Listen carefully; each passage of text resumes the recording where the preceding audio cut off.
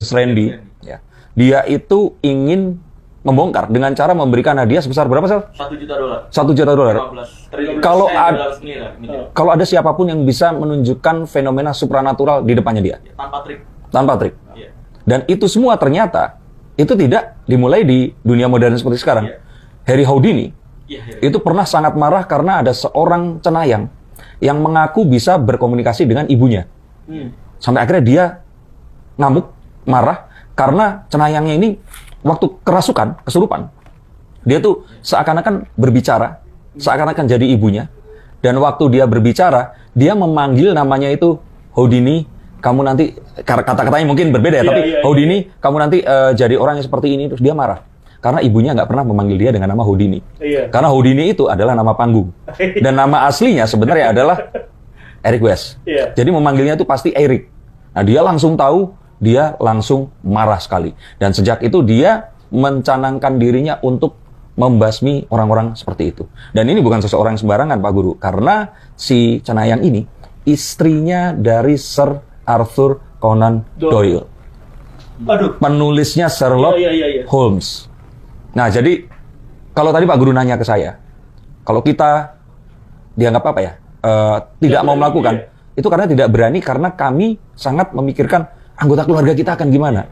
Karena ini pun juga yang akan selalu saya tanyakan, sekarang kamu Dani kalau Sel, kalau kamu nanti punya anak, anakmu terus tiba-tiba diancam, apakah kamu akan seberani sekarang? Nah, artinya itu kan butuh Marcel lain atau apapun itu, tapi paling tidak langkahnya ini dibuat, dan saya mengaku saya tidak seberani dia. Berarti pertanyaan tadi memang tepat ya? Tepat, saya tidak berani. Tapi kalau Mas Deddy Corbuzier dan yang lain-lain kan punya jawaban sendiri. Tapi kalau gitu kan muncul ke pertanyaannya ke Pak Marcel, berani nggak?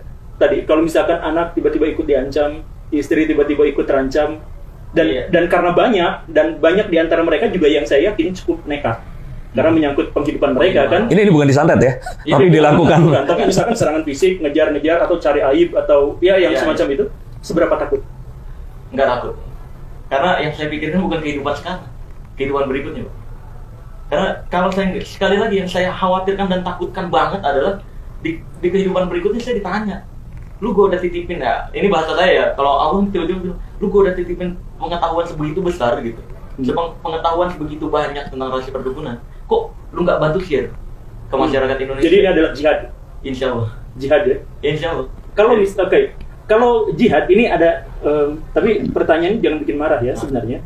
Dalam beberapa hal sebenarnya dukun dan pesulap kan sama. Dalam beberapa hal, misal bahwa mereka sama-sama menggunakan topeng yang sebenarnya tidak mencerminkan kehidupan mereka yang sesungguhnya, dan bahwa mereka mempertunjukkan kebohongan yang itu kemudian membawa kemandirian finansial buat mereka, kecukupan finansial buat mereka.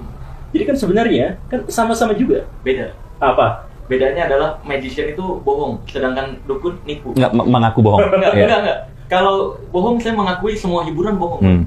Pemain film Spider-Man itu bohongan. Iya, bohongan. Iya, aktor bohongan. Pantomim itu nggak ada kacanya, bohongan juga. Iya. Jadi memang semua hiburan pada dasarnya bohongan, bukan hanya pesulap. Nah, bedanya hiburan dengan dukun yang dukun lakukan adalah dukun ini nipu. Kalau di KBBI itu bohong itu berarti segala sesuatu hal yang tidak sesuai faktanya, tapi tidak merugikan, belum tentu merugikan. Bebas nilai ya? Belum tentu merugikan. Kalau menipu? Dengan menipu, ini ada hal yang dirugikan dari si klien. Gitu. Secara finansial salah satunya ya? Salah satunya secara finansial ataupun kepercayaan tertentu. Maka dari itu saya bilang dukun itu penipu. Gitu. Dukun yang saya maksud nih, dukun yang sok tahu tentang hal goib ya. Bukan dukun pijet, dukun beranak gitu. Bukan, karena dukun pijet nggak pernah nih. Pas mijet, oh ini kemasukan siluman capung nih, nggak gitu. Tapi kan berarti masih percaya pada sesuatu yang irasional gitu ya, yang goib sepenuhnya percaya kan?